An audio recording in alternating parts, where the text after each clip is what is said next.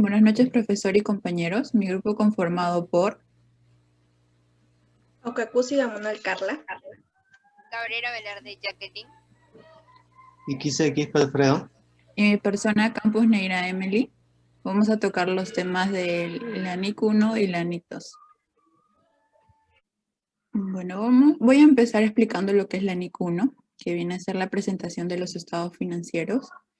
Esta norma establece las bases para la presentación de los estados financieros de propósito general, para asegurar que los mismos sean comparables, tanto con los estados financieros de la misma entidad correspondientes a periodos anteriores como los de otras entidades. Una entidad aplicará esta norma al preparar y presentar estados financieros de propósito de información general conforme a las normas internacionales de información financiera. No será de aplicación para los estados financieros intermedios condensados que se elaboren de acuerdo a la NIC 34. Solo algunos párrafos, de la 15 a la 35. Pero se va a aplicar a todas las entidades, incluyendo a las que presentan estados financieros consolidados, de acuerdo a la NIF 10, y las que presentan estados separados, según la NIF 27, que vienen a ser los estados financieros separados. Se va a utilizar la terminología propia de las entidades con ánimo de lucro, pertenecientes al sector público. Para las entidades sin fines de lucro, las entidades del sector privado o del sector público van a aplicar esta norma. Podrían verse obligadas a modificar las descripciones utilizadas para partidas específicas de los estados financieros. Las entidades que carecen de patrimonio se definen en la NIC 32, por ejemplo, a algunos fondos de inversión colectiva. Las entidades en acciones que no es del patrimonio, por ejemplo, algunas entidades como las cooperativas podrían tener la necesidad de adaptar la presentación en los estados financieros de las participaciones de sus miembros o participantes. Los estados financieros con propósito general son aquellos que pretenden cubrir las necesidades de usuarios que no están en condiciones de exigir informes a la medida de sus necesidades específicas de información. La aplicación de un requisito será impracticable cuando la entidad no puede aplicarlo tras efectuar todos los esfuerzos razonables para hacerlo.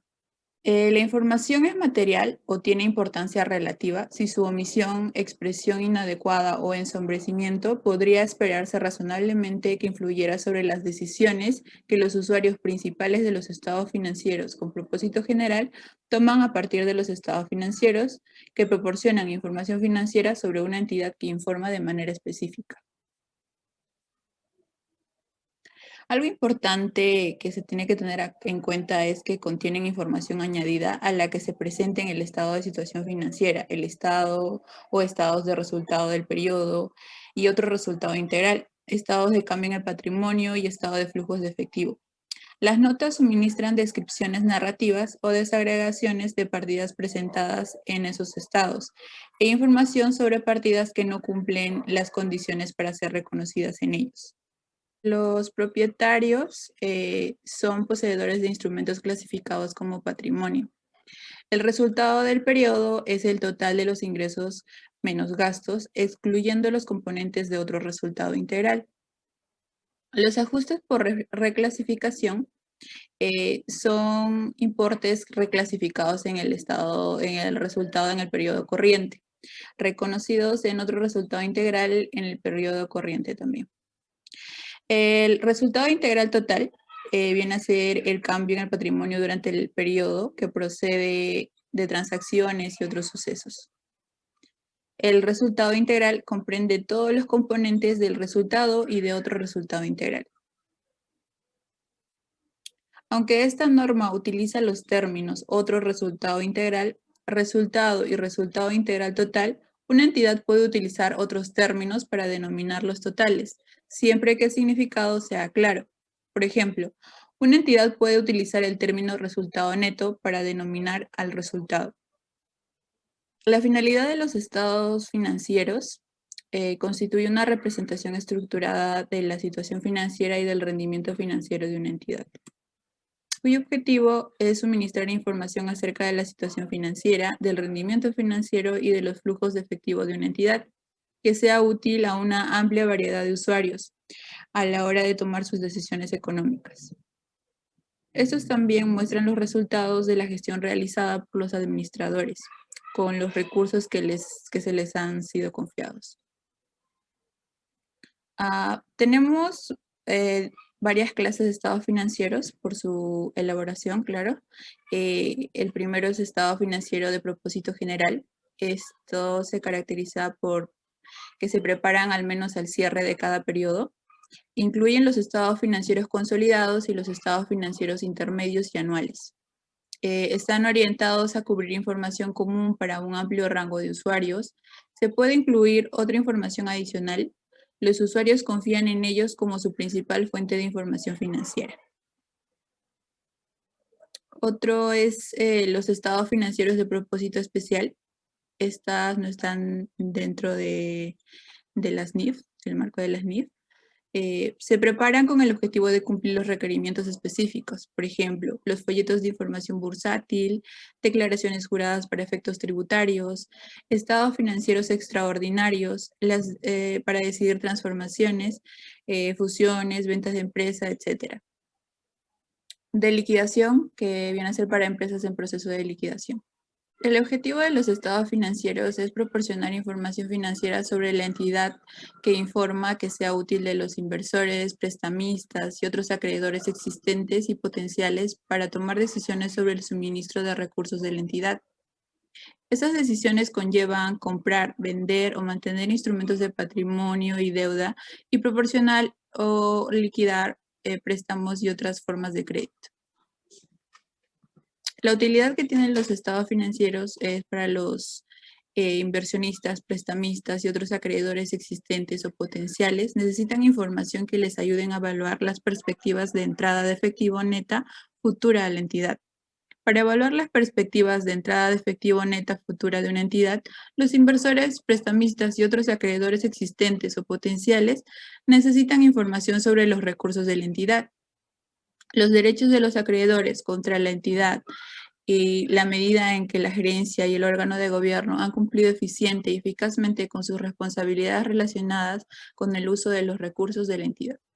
Como ya conocemos, tenemos los elementos de los estados financieros, que vienen a ser los activos, los pasivos, el patrimonio, los ingresos y gastos en los que se incluyen las ganancias y pérdidas, las aportaciones de los propietarios y distribuciones de los mismos en su condición de tales, los flujos de efectivo y las notas.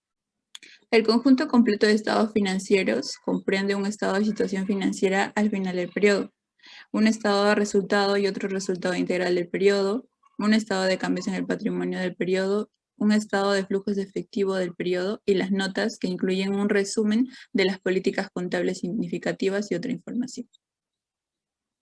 Una entidad presentará con el mismo nivel de importancia todos los estados financieros que forman un juego completo de los estados financieros. Los estados financieros deberán presentar razonablemente la situación financiera y el rendimiento financiero, así como los flujos de efectivo de una entidad.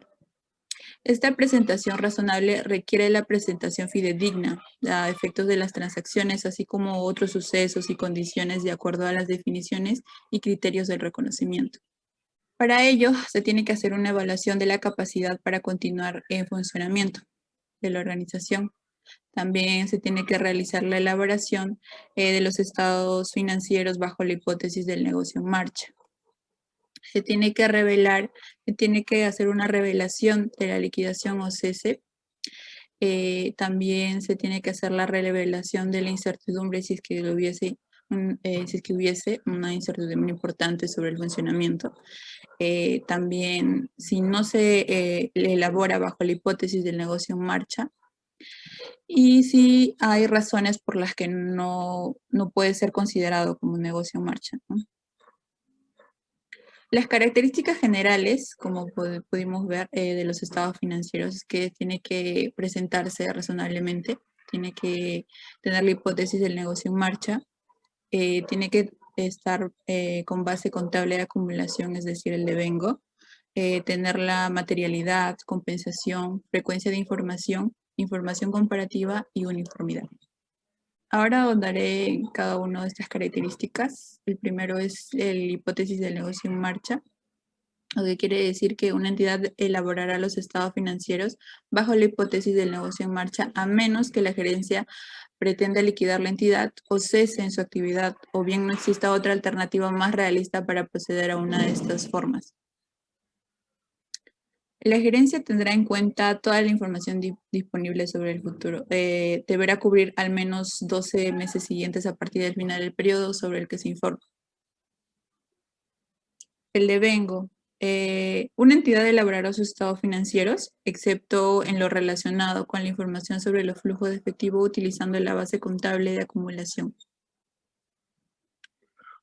La base de la contabilización quiere decir que va a estar en base del devengo acumulado, es decir, que se van a reconocer los elementos de los estados financieros y la base del percibido efectivo que se reconocerán en los estados de flujo de efectivo. La siguiente característica es la materialidad, y quiere decir que una entidad presentará por separado cada clase significativa de partidas similares. Una entidad presentará por separado las partidas de naturaleza o función distinta a menos que no tengan importancia relativa. La información es material o tiene importancia relativa si su omisión o expresión inadecuada puede tomar decisiones que los usuarios adoptan a partir de la información financiera de una entidad que informa específicamente.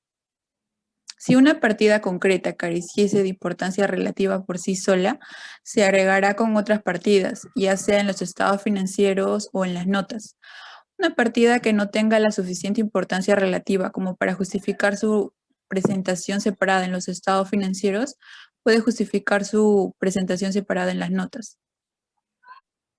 Ahora le doy el paso a mi compañera Okakusi para que continúe con la exposición. Buenas noches, profesor. Mi nombre es Carlos Cacusi y continuando con la exposición de mi compañera, seguiré definiendo las características generales de los estados financieros. Tenemos la información comparativa. ¿Qué quiere decir esto? Que una entidad presentará información comparativa respecto del periodo inmediato anterior para todos los importes incluidos en los estados financieros del periodo corriente. Una entidad incluirá información comparativa sobre información descriptiva y narrativa cuando ésta sea relevante para la comprensión de los estados financieros del periodo corriente. Como podemos ver acá en la imagen, hay una comparativa entre el año 2017 y 2016. Dentro de la compensación tenemos que una entidad no compensará activos con pasivos o ingresos con gasto, a menos que así lo requiera o permita una NIF. Dentro de las limitaciones que presenta una compensación tenemos a los ingresos y gastos que se van a compensar. La medición por el neto en el caso de los activos sujetos a correcciones valorativas, por ejemplo, la corrección por deterioro del valor de inventarios, por obsolescencia y de la cuenta por cobrar de dudoso cobro, no es una compensación. Dentro de las correcciones por deterioro del valor de existencias por obsolescencia y de cuentas por cobrar de dudoso cobro, tenemos los ingresos ordinarios, los ingresos accesorios y los ingresos y gastos que proceden de grupos de transacciones similares. Dentro de la secuencia de la información, entendemos que una entidad presentará un juego completo de estados financieros, incluyendo información comparativa, al menos anualmente. Cuando una entidad cambie el cierre del periodo sobre el que informa y presente los estados financieros para un periodo contable superior o inferior a un año, revelará, además del periodo cubierto por los estados financieros. Con respecto a la uniformidad en la presentación, ¿qué quiere decir esto? Que debe mantenerse la presentación y clasificación de las partidas en los estados financieros de un periodo a otro, a excepción de que exista una variación significativa en la naturaleza de las operaciones o quizás tras una revisión se pone de manifiesto otra presentación más apropiada o a menos que una NIF requiera un cambio en la presentación. Dentro de los cambios de las políticas contables, tenemos que una entidad presentará un tercer estado de situación financiera al comienzo del periodo inmediato anterior, además de los estados financieros comparativos mínimos requeridos. Además, aplica una política contable de forma retroactiva, realiza una reexpresión retroactiva de partidas en sus estados financieros o reclasifica partidas en estos. Y la aplicación retroactiva, reexpresión retroactiva o reclasificación tiene un efecto material, o sea, de importancia relativa sobre lo que se informa. Empezamos con lo que es la estructura y el contenido. ¿Cómo podemos identificar un estado financiero? Una entidad identificará claramente cada estado financiero y las notas. Además, una entidad mostrará la siguiente información en un lugar destacado. ¿Qué se debe mostrar? El nombre de la entidad u otra información, otra forma de identificación. Se debe detallar si los estados financieros pertenecen a una entidad individual o a un grupo de entidades. Se debe especificar la fecha del cierre del periodo sobre el que se informa, o el periodo cubierto por el juego de los estados financieros o notas, la moneda de presentación, tal y como lo define la NIC 21, y el grado de redondeo practicado al presentar las cifras en los estados financieros. Acá, como podemos ver, en ese estado financiero se ve claramente el nombre de la empresa que presenta la información, que es la empresa Perú S.A., el nombre del estado financiero, si son individuales o consolidados, la fecha de cierre o periodo de tiempo cubierto, la moneda de presentación y el nivel de precisión utilizada en la presentación de las cifras, miles o millones. Empezamos con el estado de situación financiera. Este es un estado financiero básico que informa en una fecha determinada la situación financiera de la empresa y está estructurado por el activo, pasivo y patrimonio. Es importante tanto para los accionistas, para saber si los recursos están bien utilizados. También es importante para el Estado, ya que es una manera de conocer si los impuestos están siendo determinados correctamente.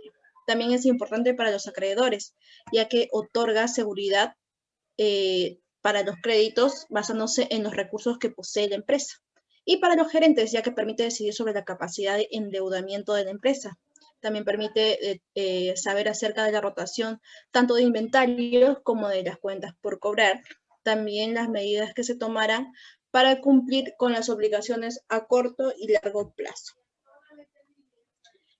Sabemos que a partir de 2011 se modificó el nombre de ese estado financiero. Antes era llamado balance general, ahora es estado de situación financiera. ¿Qué partidas incluye el estado de situación financiera?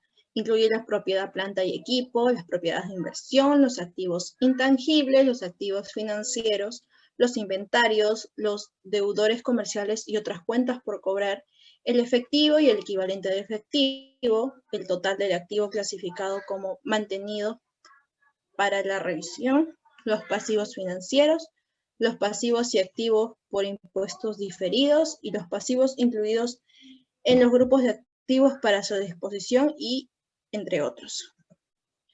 Clasificados en corrientes y no corrientes. Cuando una entidad presenta en el estado de situación financiera los activos clasificados en corrientes o no corrientes y los pasivos en corrientes o no corrientes como clasificaciones separadas, dentro de los elementos del estado de situación financiera tenemos al activo, al pasivo y al patrimonio. El activo lo podemos definir, como todos conocemos, es un recurso controlado por la entidad como resultado de sucesos pasados, de que la entidad espera obtener en el futuro beneficios económicos. Estos son clasificados en activos corrientes y activos no corrientes. El pasivo. Una característica esencial de todo pasivo es que la entidad tiene contraída una obligación en el momento presente. El pasivo es un compromiso o responsabilidad de actuar de una determinada manera. Las obligaciones pueden ser exigibles legalmente como consecuencia de la ejecución de un contrato o de un mandato contenido en una norma legal. No obstante, las obligaciones también aparecen por la actividad normal de la entidad, por las costumbres y por el deseo de mantener buenas relaciones comerciales o actuar de forma equitativa. Entonces, como todos sabemos, un pasivo es una obligación presente de la entidad, surgida a raíz de sucesos pasados, al vencimiento de la cual, y para cancelarla, espera desprenderse de recursos que incorpora beneficios económicos. Estos están clasificados en pasivos corrientes y pasivos no corrientes. El patrimonio es la parte residual de los activos de la entidad, una vez deducidos todos los pasivos. Información a presentar en el estado de situación financiera o en las notas. Una entidad revelará, ya sea en el estado de situación financiera o en las notas, sus clasificaciones adicionales de las partidas presentadas. Estas deben estar clasificadas de una manera que sea apropiada a las operaciones de la entidad. Ahora empezamos con el estado de resultados. Este es un informe que muestra el importe de la utilidad ganada o pérdida incurrida durante un periodo determinado.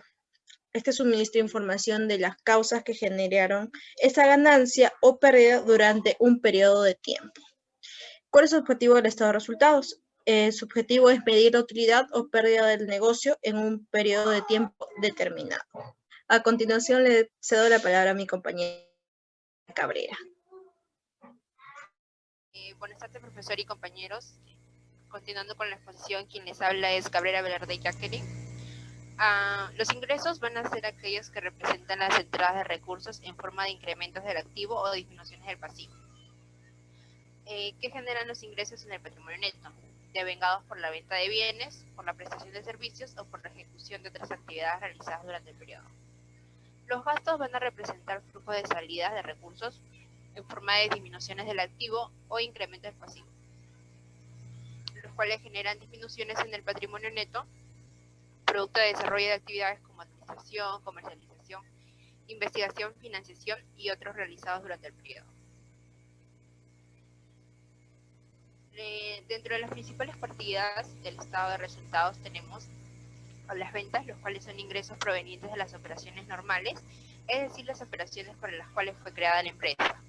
Seguido tenemos los costos de ventas, el cual representan los cargos asociados directamente con la adquisición o la producción de los bienes vendidos o la prestación de servicios, tales como el costo de la materia prima, la mano de obra, entre otros. Luego tenemos la utilidad bruta, la cual se refiere a la diferencia que existe entre las ventas y el costo de ventas. Los gastos de operación, los cuales representan todos los gastos necesarios para desempeñar las diferentes funciones de la empresa. Generalmente estas se agrupan en gastos de ventas y gastos generales de administración. Luego tenemos la utilidad de la operación, la cual se obtiene restando lo que es la utilidad bruta menos los gastos de operación. Seguido tenemos los gastos financieros, los cuales son gastos en los que se incurre por hacer uso de los recursos acreedores de los pasivos para poder financiar sus activos. Esto se refiere a los gastos por intereses, comisiones de apertura de créditos, entre otros. La utilidad de impuestos se va a referir al importe que sirve de base para determinar el impuesto sobre la renta. Los impuestos son la muestra del importe del impuesto determinado para el periodo en curso. Y la utilidad o pérdida neta, cantidad remanente, después de pagarse todos los gastos, más los intereses e impuestos.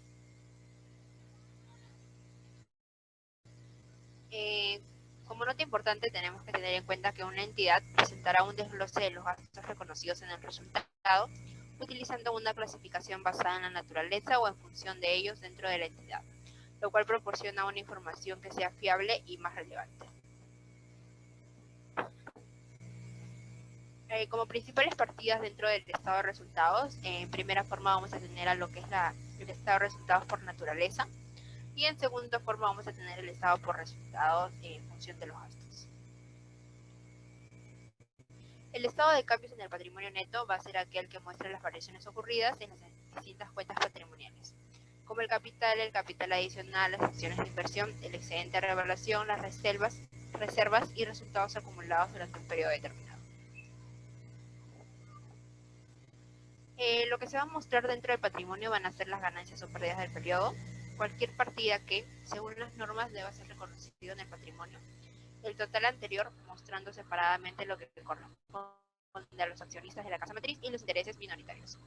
Seguido se va a mostrar también lo que es el importe de las transacciones con accionistas, mostrando las distribuciones y el saldo de resultados acumulados inicial y final y cambios en el año. El estado de flujo efectivo es uno de los estados financieros básicos que informa sobre las variaciones y los movimientos de efectivos y sus equivalentes en un periodo dado. Este va a mostrar lo que es el efectivo, el cual ha sido generado y aprovechado en las actividades operativas de inversión y financiamiento de la empresa. Según la NIC 1, informa que los flujos de efectivos van a proporcionar a los usuarios de los estados financieros lo que es una base para poder evaluar la capacidad de la entidad para generar efectivo y equivalentes al efectivo y las necesidades de la entidad para utilizar esos flujos de efectivo. Según la NIC 7, se establece los requerimientos para la presentación y revelación de información sobre los flujos de efectivo. Como objetivo del flujo de efectivos tenemos que este va a proporcionar lo que es la información oportuna a la gerencia, la cual va a servir para tomar las decisiones. Seguido va a poder brindar información acerca de los rubros y actividades en las que se ha gastado el efectivo disponible. También va a reportar flujos de efectivos basados para generar pronósticos. Va a determinar la capacidad de la empresa para poder hacer frente a sus obligaciones tanto con terceros como con los accionistas. Va a ayudar a tomar decisiones acerca de inversiones a corto plazo cuando exista un excedente de efectivo. Y como finalidad del flujo efectivo tenemos que este va a presentar en forma comprensible y clara la información sobre el manejo de efectivo que tiene la empresa. Esto quiere decir su obtención y utilización por parte de la administración en un periodo determinado, y de esta manera tener un informe de la situación financiera para conocer y evaluar la liquidez o solvencia de la empresa. El estado de flujo de efectivo se debe mostrar por separado a lo siguiente. Las actividades de operación, las cuales van a derivar fundamentalmente de las principales actividades productoras de ingresos y distribución de bienes o servicios. Las actividades de inversión, la cual incluye el otorgamiento y el cobro de préstamos, la adquisición o venta de instrumentos de deuda o accionarios. Y las actividades de financiamiento, la cual va a incluir la obtención de recursos de los accionistas o de terceros y el retorno de los beneficios producidos por los mismos. Dentro de los métodos de flujo efectivo tenemos el método directo y el método indirecto. El método directo es según el cual se presentan por separado las principales categorías de cobros y pagos en términos brutos, y el método indirecto va a ser según el cual se comienza presentando la ganancia o pérdida en términos netos, cifra que se corrige luego por los efectos de las transacciones no monetarias, por todo tipo de partidas de pago, diferido y acumulaciones, que son la causa de cobros y pagos en el pasado o en el futuro. Las notas a los estados financieros. Se van a denominar notas a los estados financieros aquellas descripciones literarias referentes a la empresa, normas prácticas contables utilizadas por esta para la preparación de sus estados financieros correspondientes a una determinada fecha. El objetivo de esta nota va a ser proporcionar información adicional pormenorizada sobre las normas de contabilidad aplicadas en la preparación de estados financieros, el cumplimiento de disposiciones legales en el campo tributario como seguridad social. Como características tenemos que estas notas por sí solas no van a constituir un estado financiero, más por el contrario son parte integral de los mismos. También literalmente van a comunicar el cumplimiento de las normas contables, tributarias y sociales. También van a revelar los hechos que coadyuven a evaluar importes u operaciones que generen incertidumbre sobre determinadas operaciones. Y por último van a explicar lineamientos técnicos para que coadyuve a una mejor comprensión de la información expuesta en los estados financieros. Como segundo tema de exposición tenemos la NIC 2, la cual titula los inventarios. Esta deroga la NIC revisada de 1993, vigente a partir del 1 de enero del 2006. El objetivo de esta NIC es prescribir el tratamiento contable de los inventarios, el cual va a estar enfocado en lo que es la determinación del costo, el reconocimiento como gasto del periodo y la fórmula de costos para atribuir costos a los inventarios.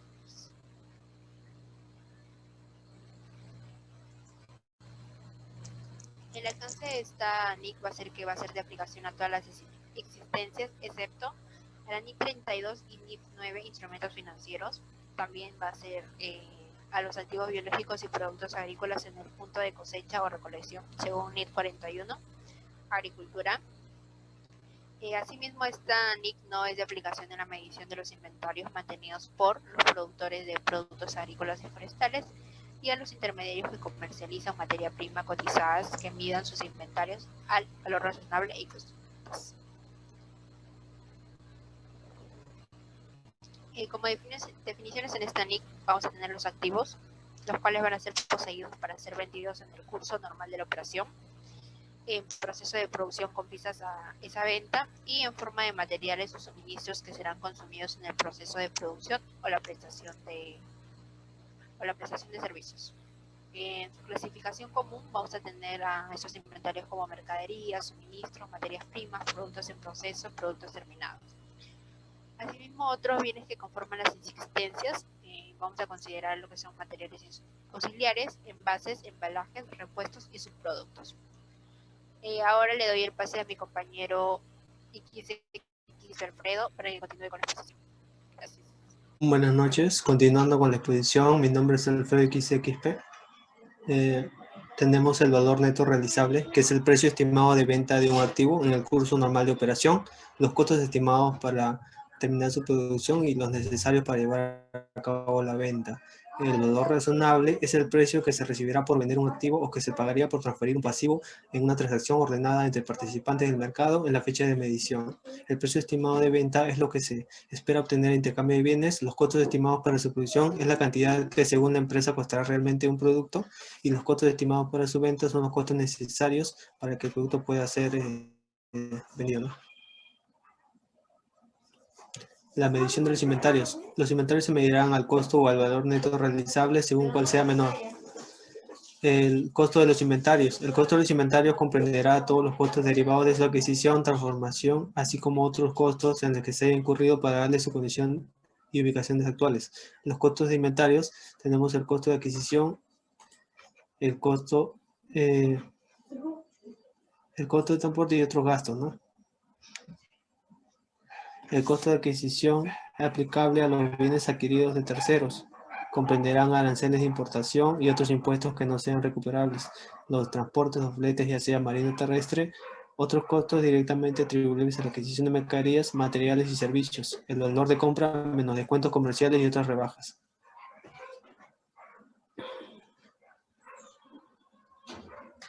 El costo de transformación.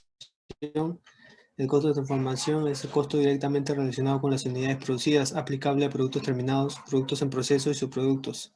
Los costos directos serían la materia prima directa, la mano de obra directa. Los costos indirectos serían otras materias primas directas, mano de obra indirecta, entre otros. Y los costos indirectos fijos son los que permanecen relativamente constantes con independencia de volumen de producción, mientras que los costos variables son los que varían directamente con el volumen de producción obtenida, tales como los materiales y la mano de obra. Bueno, el proceso de distribución de los costos fijos a los costos de transformación se basará en la capacidad normal de trabajo de los medios de producción. Puede usarse a nivel real de producción siempre que se aproxime a capacidad normal. El importe de costo indirecto fijo distribuido a cada unidad de producción no se incrementará como consecuencia del nivel de trabajo de producción ni por la existencia de capacidad ociosa. El proceso de producción puede dar lugar a la fabricación simultánea de más de un producto. Este es el caso, por ejemplo, de una producción conjunta de producción de elementos principales junto a subproductos. Como vemos acá, los productos principales o conjuntos, aquí tenemos una prenda para dama. Es el costo total incurrido neto del valor de los subproductos que se distribuirá utilizando bases uniformes y racionales. Mientras que los subproductos, siendo que no poseen un valor significativo, se miden al valor neto realizable. Otros costos. Se incluirán otros costos de los inventarios siempre que se hubiera incurrido a ellos para dar a los mismos su condición y ubicaciones actuales. Asimismo, formará parte del costo. Los costos de financiación en la medida que se trate de un activo apto. El costo excluido de costo de los inventarios. Tenemos los importes anuales de precios de materiales, mano de obra u otros costos de producción, los costos de almacenamiento, a menos que sean necesarios en el proceso productivo, los costos indirectos de administración que no hayan contribuido a dar inventario de su condición y ubicaciones actuales, y los costos de venta. Los métodos de valoración de los inventarios, tenemos la fórmula del cálculo de costo, 3 elementos: identificación específica, el PEPS o en sus iniciales FIFO, promedio ponderado, que son las que más se usan, técnicas de medición de costos, el método de costo estándar y el método de los minoristas. La fórmula del cálculo de costo, tenemos productos que no son habitualmente intercambiables entre sí, identificación específica, y los productos que son habitualmente intercambiables entre sí, aquí se ve el PEPS y el promedio ponderado. Identificación específica, siempre que puede identificarse para cada producto el costo incurrido en el mismo, por lo que resulta adecuado cuando los productos que se venden de distintos, con independencia de que se haya sido comprados o vendidos.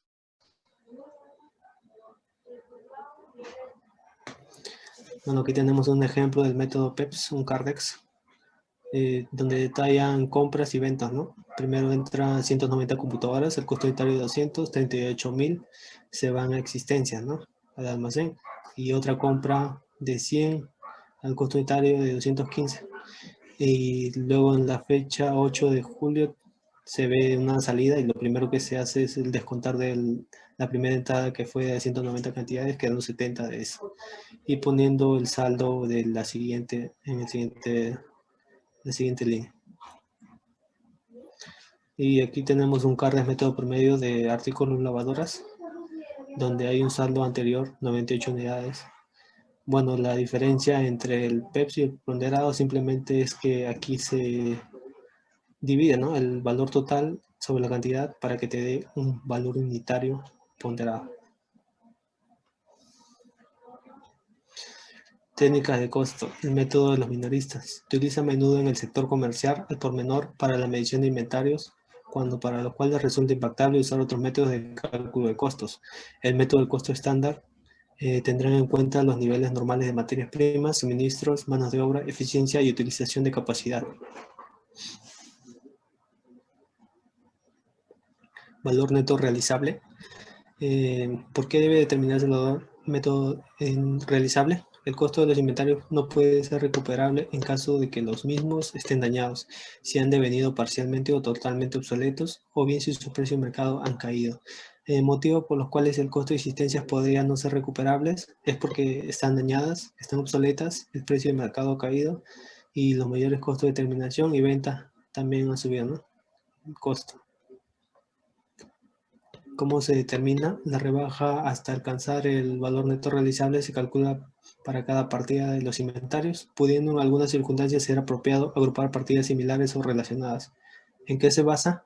Las estimaciones de valor neto se basarán en la información más fiable que disponga acerca del importe por el que se espera realizar inventarios. Todas las existencias están sujetas al valor neto realizable.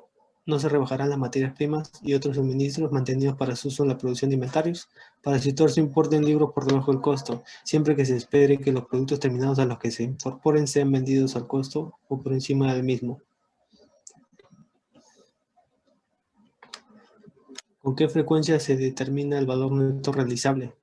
Se realizará una nueva evaluación de valor neto realizable en cada periodo posterior, cuando las circunstancias que previamente causaron la rebaja del inventario hayan dejado de existir, o cuando exija una clara evidencia de un incremento en el valor neto realizable como consecuencia de un cambio de circunstancias económicas. Se revertirá el importe de la misma de manera que el nuevo valor contable sea el menor entre el costo y el valor neto realizable revisado.